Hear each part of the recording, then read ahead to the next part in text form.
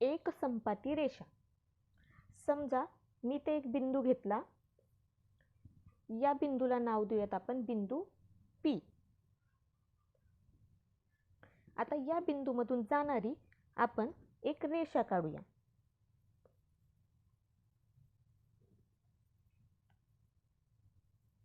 अशा या बिंदूतून जाणाऱ्या आपल्याला किती रेषा काढता येतील? तर अशा आपल्याला असंख्य रेषा काढता येईल. जसं की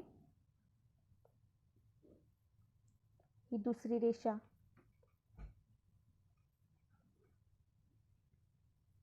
ही तिसरी रेषा, ही चौथी रेषा. म्हणजे या एकाच बिंदूतून जाणाऱ्या आपल्याला कितीतरी रेषा काढता येतील. मग एक संपाती रेषा कशाला म्हणतात? तर जेव्हा एकाच बिंदूतून दोन किंवा दोनपेक्षा जास्त रेषा जातात, किंवा दुसऱ्या प्रकारे सांगायचं म्हटलं तर जेव्हा दोनपेक्षा अधिक रेषा एकाच बिंदूमध्ये एकमेकींना छेदतात, त्या सर्व रेषांना एक संपाती रेषा असे म्हणतात. जसं की इथं आपण 4 रेषा काढल्या, ह्या चारही रेषा या एकाच बिंदूमध्ये छेदताना दिसत आहेत. कोणत्या बिंदूमध्ये? बिंदू P मध्ये. म्हणजे ह्या सर्व रेषा काय झाल्या? एक संपाती रेषा झाल्या. आणि ज्या बिंदूमध्ये छेदत आहेत, कोणत्या? P, हा काय झाला? त्यांचा संपात बिंदू झाला. परत एकदा ऐका, जेव्हा दोनपेक्षा अधिक रेषा एकाच बिंदूमध्ये छेदतात, तेव्हा त्यांना एक संपाती रेषा म्हणतात. व त्यांचा जो छेदन बिंदू आहे, त्या छेदन बिंदूंना संपात बिंदू असं म्हटलं जातं. या रेषेनं समजा मी नाव दिलं, ही रेषा A, ही रेषा B, ही रेषा C व ही रेषा D. याचा अर्थ काय झाला? तर रेषा A, रेषा B, रेषा C व रेषा D ह्या एकमेकींना एकाच बिंदूमध्ये छेदत आहेत. म्हणजे P बिंदूमध्ये छेदत आहेत. म्हणजे या सर्व रेषा काय झाल्या? एक संपाती रेषा.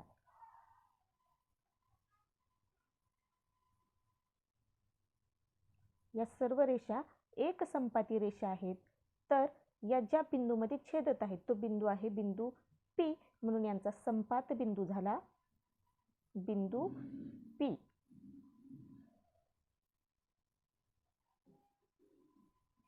तुमच्या लक्षात आलं असेल. पुढे जाऊयात. पुढे आहे एकरेषीय बिंदू.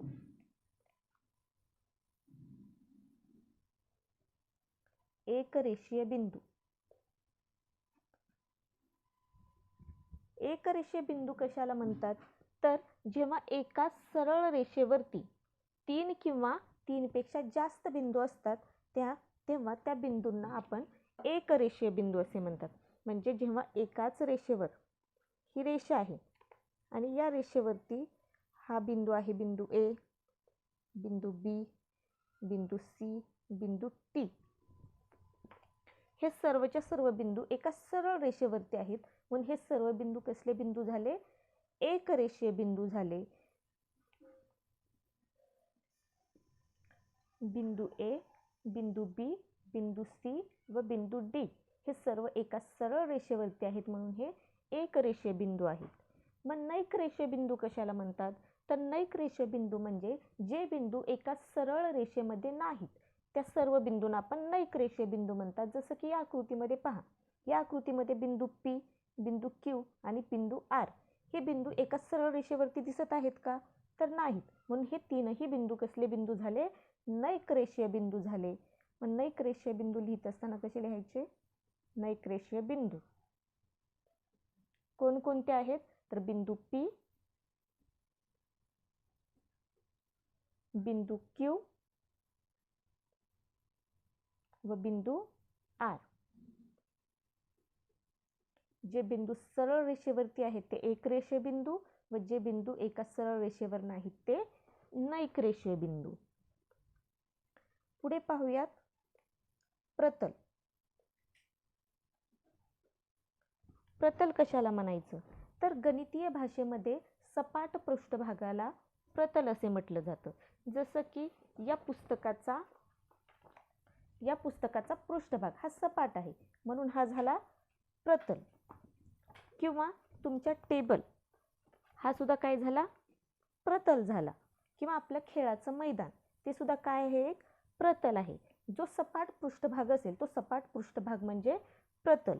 प्रतल दाखवत असताना किंवा प्रतलची आकृती काढत असताना अशा प्रकारच्या आकृतीला आपण प्रतल असे म्हणतो. सपाट पृष्ठभाग म्हणजे प्रतल. आकृतीमध्ये दाखवत असताना आपण अशा प्रकारे प्रतलची आकृती काढतो आणि याच्या चारही बाजूला असे बाण दाखवले जातात. या बाणाचा अर्थ असतो की हे प्रतल चारही बाजूंना अमर्याद आहे. प्रतलाला नाव देण्यासाठी आपण इंग्रजीतील कॅपिटल अक्षराचा वापर करू शकतो. जसं की या प्रतलाला समजा नाव दिलं मी एच, तर हा झाला प्रतल एच. लक्षात आलं असेल. पुढे जाऊया. समांतर रेषा.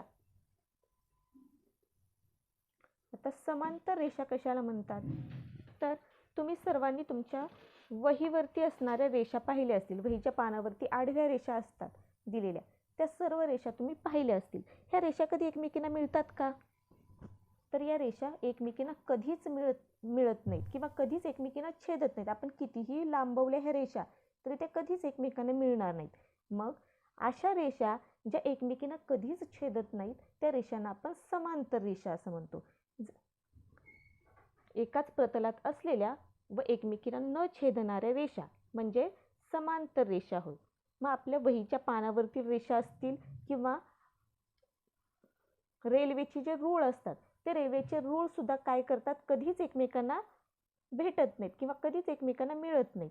त्याला देखील आपण समांतर रेषा असं म्हणू शकतो. समांतर रेषा म्हणजे एकाच प्रतलात असलेल्या परंतु एकमेकींना न छेदणाऱ्या रेषा. समजा इथे मी या दोन रेषा काढल्या आणि या रेषा जर आपण सरळ समोरच्या बाजूला वाढवल्या तर ह्या कधीही एकमेकींना छेदणार नाहीत किंवा कधी एकमेकींना मिळणार नाहीत. म्हणून ह्या कसल्या रेषा झाल्या, समांतर रेषा झाल्या. मग ज्या रेषा एकमेकींना छेदतात त्यांना काय म्हणणार आपण, तर ज्या रेषा एकमेकींना छेदतात अशा रेषांना आपण छेदणाऱ्या रेषा म्हणूया. जसं की तुम्हाला इथं आकृतींमध्ये दिलेलं आहे. इथं म्हटलेलं आहे की खालील चौकटीत छेदणाऱ्या रेषा किंवा समांतर रेषा यापैकी योग्य तो पर्याय निवडा. या पहिल्या आकृतीमध्ये पाहिलं तर ह्या दोन्ही रेषा एकमेकींना छेदताना दिसत आहेत म्हणजे ह्या कसल्या रेषा झाल्या, छेदणाऱ्या रेषा झाल्या. आता दुसरी आकृती पहा. याच्यामध्ये ह्या दोन रेषा दिल्या आहेत. या दोन्ही रेषांना थोडंसं लांबून पहा.